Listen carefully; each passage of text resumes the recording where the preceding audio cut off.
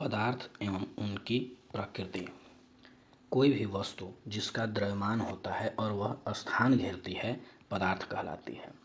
पदार्थ तीन अवस्थाओं ठोस, द्रव और गैस में पाए जाते हैं।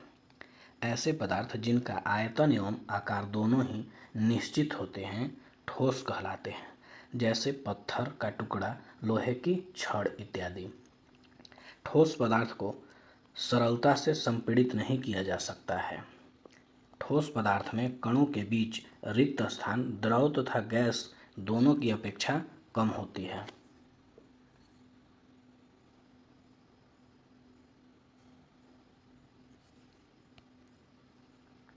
ऐसे पदार्थ जिनका आयतन निश्चित और आकार अनिश्चित होता है द्रव कहलाता है, जैसे जल, दूध इत्यादि। द्रव पदार्थों में कणों के बीच रिक्त स्थान ठोस पदार्थों की अपेक्षा तथा गैसीय पदार्थ की अपेक्षा कम होती है।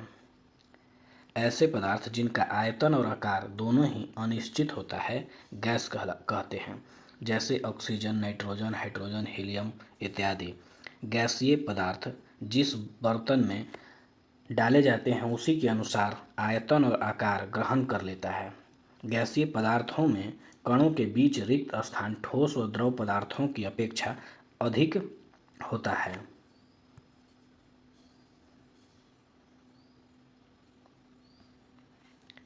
गैसीय पदार्थों को अपेक्षाकृत अधिक संपीड़ित किया जा सकता है। गैसीय पदार्थों में विकिरण की दर ठोस तथा द्रव दोनों से अधिक होती है। ठोस पदार्थ का द्रव अवस्था में परिवर्तन संगलन कहलाता है। वायुमंडलीय दाब पर वह निश्चित तापमान जिस पर कोई ठोस पदार्थ द्रव अवस्था में परिवर्तित हो जाता है उसका गलनांक कहते हैं। ऊर्ध्वपातन किसी ठोस पदार्थ को गर्म करने पर द्रव अवस्था में परिवर्तित हुए बिना सीधे गैसीय अवस्था में परिवर्तन को ऊर्ध्वपातन कहते हैं।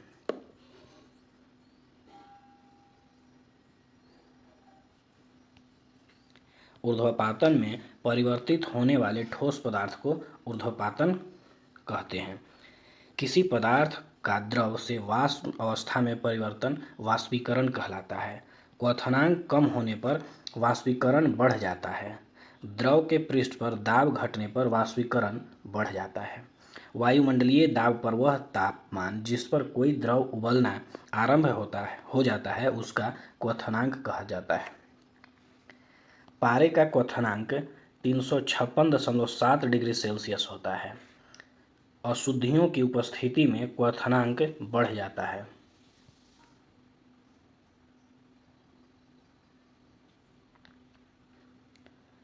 दाब बढ़ने पर क्वथनांक बढ़ता है और घटने पर कम हो जाता है। पदार्थ का वाष्प अवस्था से द्रव अवस्था में परिवर्तन संघनन या द्विकरण कहलाता है। संघनन वाष्पीकरण की ठीक विपरीत प्रक्रिया है। पदार्थ की द्रव अवस्था से ठोस अवस्था में परिवर्तन हिमीकरण कहलाता है। एक विशेष दाब पर वह निश्चित दाब जिस पर हिमीकरण की प्रक्रिया संपन्न होती है हिमांक कहलाता है। शुद्ध जल का हिमांक 0 डिग्री सेल्सियस है।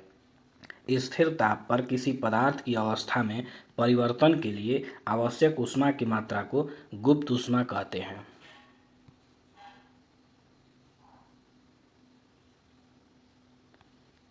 गुप्त ऊष्मा का मात्रक जूल प्रति किलोग्राम तथा कैलोरी प्रति ग्राम होता है। 1 किलो ठोस को वायुमंडलीय दाब पर ठोस से द्रव अवस्था में परिवर्तित करने के लिए आवश्यक ऊष्मा की मात्रा गलन की गुप्त ऊष्मा कहलाती है। बर्फ की गुप्त ऊष्मा 80 किलो कैलोरी प्रति किलोग्राम होती है। हाइड्रोकार्बन के अतिरिक्त सभी यौगिक अकार्बनिक होते हैं। अकार्बनिक यौगिक वनस्पति और जीव जंतुओं से प्राप्त नहीं किए जा सकते हैं। नमक, सोडियम कार्बोनेट आदि अकार्बनिक यौगिक हैं।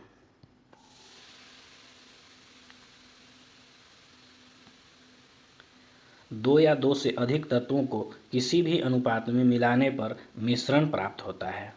निश्चित अनुपात में अवयवों को मिलाने पर समांग मिश्रण प्राप्त होता है।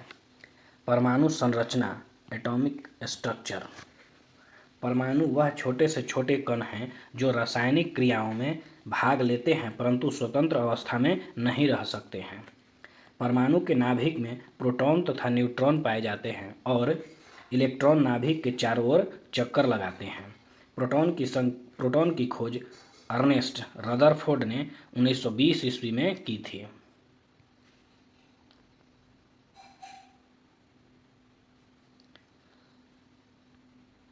प्रोटॉन पर एक इकाई धनावेश होता है। इलेक्ट्रॉन की खोज जे थॉमसन ने 1897 में की थी। इलेक्ट्रॉन पर एक इकाई ऋण आवेश होता है। न्यूट्रॉन की खोज जेम्स चैडविक ने 1931 ईस्वी में की थी। न्यूट्रॉन उदासीन होता है अर्थात शून्य आवेशित होता है। हीलियम का परमाणु सबसे छोटा होता है। सीजियम का परमाणु सबसे बड़ा होता है। किसी तत्व के परमाणु के नाभिक में उपस्थित प्रोटॉन की संख्या परमाणु क्रमांक कहलाती है।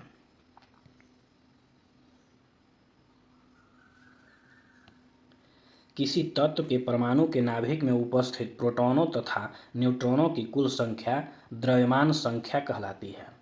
समान परमाणु क्रमांक परंतु भिन्न परमाणु भार वाले परमाणुओं की समस्थानिक आइसोटोप कहते हैं। समस्थानिकों में प्रोटॉन की संख्या समान होती है परंतु न्यूट्रॉनों की संख्या असमान होती है। पोटेशियम, ड्यूटेरियम और ट्राइटियम हाइड्रोजन के समस्थानिक हैं। भिन्न भिन्न परमाणु क्रमांक परंतु समान परमाणु भार वाले परमाणुओं को समभारिक आइसोबार कहते हैं।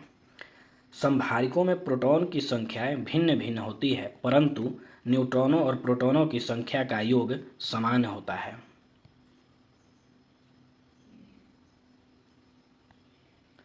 आर्गन, पोटेशियम और कैल्शियम सभी समभारिक हैं। समान न्यूट्रॉन संख्या वाले परमाणुओं को समन्यूट्रॉनिक कहते हैं। H3 1H3 तथा 2He4 समन्यूट्रॉनिक हैं।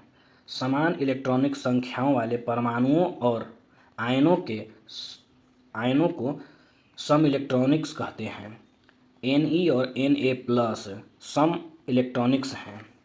पाउली के अपवर्जन नियम के अनुसार किन्हीं दो इलेक्ट्रॉनों के लिए 4 क्वांटम संख्याओं का मान समान नहीं हो सकता है।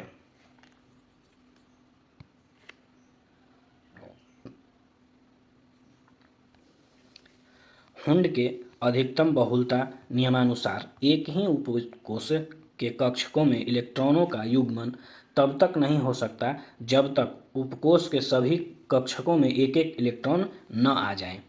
हुंड के उपयुक्त व्यवस्था के अनुसार चक्रण बहुलता अर्थात स्थायित्व अधिकतम होता है परंतु ऊर्जा न्यूनतम होती है। हाइजेनबर्ग के सिद्धांत के अनुसार किसी कण की उपस्थिति और वेग का एक साथ सटीक निर्धारण नहीं किया जा सकता है।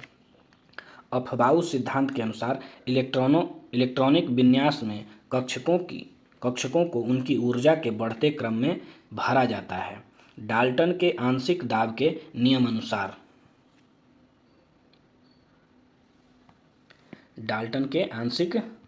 नियमानुसार निश्चित आयतन वाले गैसीय मिश्रण का कुल दाब प्रत्येक गैस के आंशिक दाब के योग के बराबर होता है।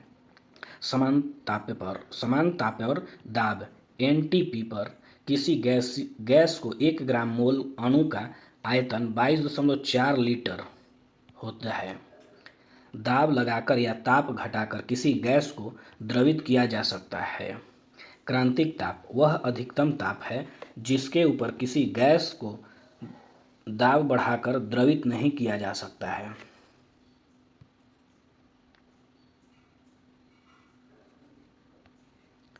संयोजकता वैलेंसी किसी भी अणु में उपस्थित कोई परमाणु जितने भी बंध बनाते हैं उनकी संख्याओं उस तत्व की संयोजकता कहते हैं।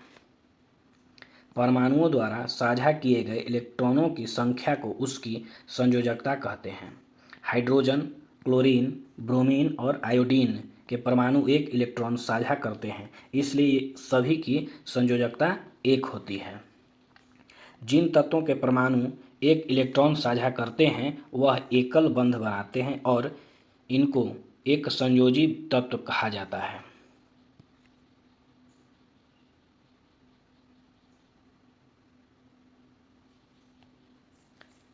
Oxygen, sulphur, magnesium, calcium, zinc, lead आदि की संयोजकता 2 होती है। जिन तत्वों के परमाणु 2 इलेक्ट्रॉन साझा करते हैं वह द्विबंध बनाते हैं और इसको द्विसंयोजी तत्व कहा जाता है।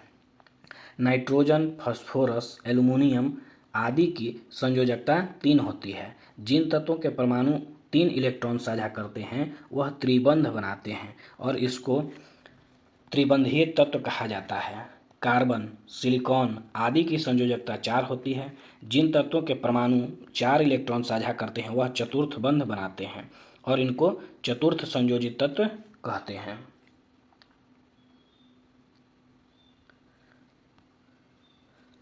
कॉपर, आयरन, मरकरी आदि परिवर्तित संयोजकताएं एक से अधिक संयोजकताएं प्रदर्शित करते हैं। संयोजकता 3 प्रकार की होती है: सहसंयोजकता, उपसहसंयोजकता और वैद्युत संयोजकता। जब 2 परमाणुओं के बीच इलेक्ट्रॉनों की समान साझेदारी होती है तो इसे सहसंयोजकता कहते हैं। सहसंयोजकता से निर्मित बंध को सहसंयोजी बंध और तत्व को सहसंयोजी तत्व कहते हैं। हाइड्रोजन अणु H2, ऑक्सीजन अणु O2 सहसंयोजी तत्व हैं। जब एक परमाणु इलेक्ट्रॉन युग्म को दूसरे परमाणु को प्रदान करता है तो इसे उपसहसंयोजकता कहते हैं।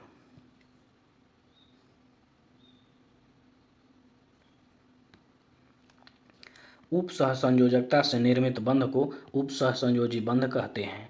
अमोनिया NH3 और सल्फ्यूरिक अम्ल H2SO4 उपसहसंयोजी यौगिक हैं। ऑक्सीकरण एवं अपचयन, ऑक्सीडेशन एंड रिडक्शन। किसी अभिक्रिया में पदार्थ की ऑक्सीजन संख्या में वृद्धि होती है, ऑक्सीकरण कहते हैं।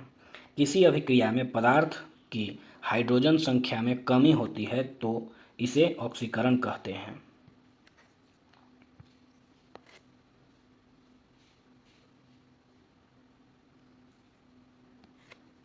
वह अभिक्रिया जिसमें किसी तत्व की ऑक्सीकरण संख्या बढ़ती है ऑक्सीकरण कहलाती है।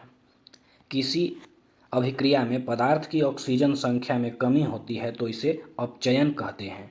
किसी अभिक्रिया में पदार्थ की हाइड्रोजन संख्या में वृद्धि होती है तो इसे अपचयन कहते हैं। किसी परमाणु, आयन या अणु द्वारा एक या अधिक इलेक्ट्रॉन ग्रहण करना अपचयन कहलाता है। वह अभिक्रिया जिसमें किसी तत्व की ऑक्सीकरण संख्या घटती है अपचयन कहलाती है।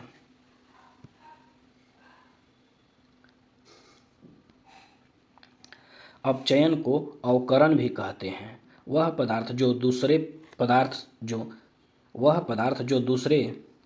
पदार्थ की ऑक्सीकरण संख्या बढ़ा देती है ऑक्सीकारक कहलाता है। अभिक्रिया में जिस पदार्थ का अपचयन होता है ऑक्सीकारक कहलाता है। Potassium permanganate KMnO4, potassium dichromate K2Cr2O7, nitric अम्ल HNO3, हैलोजन Cl2Br2 और I2, हाइड्रोजन परऑक्साइड H2O2 आदि प्रमुख ऑक्सीकारक हैं। वह पदार्थ जो दूसरे पदार्थों की ऑक्सीकरण संख्या घटा देते हैं अपचायक कहलाता है।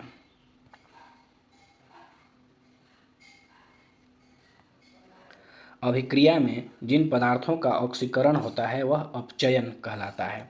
Sulphur dioxide SO2, potassium iodide Ki, hydrogen sulphide H2S, stannous chloride SnCl2 आदि प्रमुख अपचायक हैं। तत्व और ऑक्सीकरण संख्या। ऑक्सीजन -1 H2O2 में, हाइड्रोजन +1 अधातुओं के साथ, ऑक्सीजन -2 फ्लोरीन के साथ या H2O2 में दोनों को छोड़कर।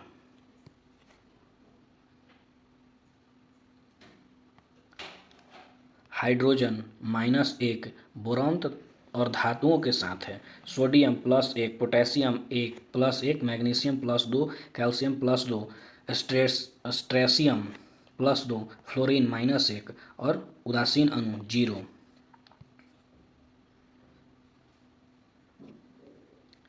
तत्वों का आवर्तित वर्गीकरण। महान रासायनिक वैज्ञानिक DI मेंडलीफ ने विभिन्न तत्वों तथा उनके यौगिकों की तुलनात्मक अध्ययन के आधार पर एक नियम दिया जिसे मेंडलीफ का आवर्त नियम कहते हैं। मेंडलीफ के आवर्त नियमानुसार तत्वों के भौतिक एवं रासायनिक गुण इनके परमाणुओं के आवर्त फलन होते हैं। मेंडलीफ द्वारा निर्मित आवर्त सारणी में 9 वर्ग 7 आवर्त हैं। मेंडलीफ की आवर्त सारणी तत्वों के रासायनिक गुणधर्म पर आधारित है।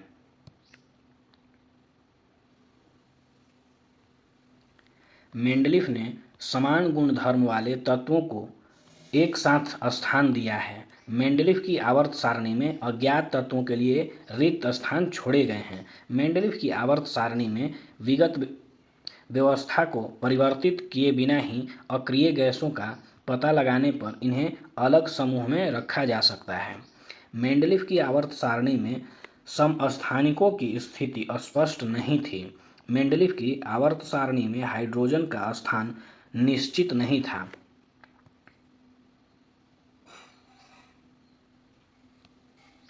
आठवें वर्ग के 3 तत्व को एक साथ सामूहिक स्थान भी मेंडलीफ की आवर्त सारणी का दोष है। दुर्लभ मृदा तत्वों को एक साथ वर्ग 3A में रखा मेंडलीफ की आवर्त सारणी का दोष है। धातु एवं अधातु तत्वों के बीच स्पष्ट विभाजन न होना मेंडलीफ की आवर्त सारणी का दोष है। 1913 में मोसले ने तत्वों के अध्ययन के आधार पर एक नियम दिया जिसे आधुनिक आवर्त नियम कहते हैं। आधुनिक आवर्त नियम के अनुसार तत्वों के गुण उनके परमाणु क्रमांक के आवर्त फलन हैं। आधुनिक आवर्त सारणी में 18 वर्ग और 7 आवर्त हैं।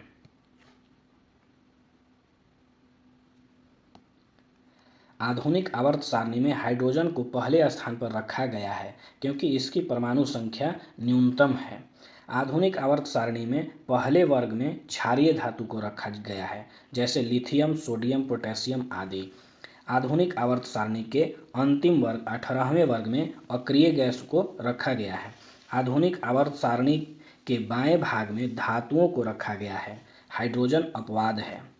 हाइड्रोजन एक अधातु है परंतु इसकी परमाणु संख्या सबसे कम होने के कारण इसे आधुनिक आवर्त सारणी के पहले वर्ग तथा पहले आवर्त में रखा गया है। आधुनिक आवर्त सारणी के दाएं भाग में उपधातु तथा अधातु को रखा गया है। आधुनिक आवर्त सारणी में प्रत्येक आवर्त का प्रथम सदस्य क्षार धातु और अंतिम सदस्य कोई अक्रिय गैस है। केवल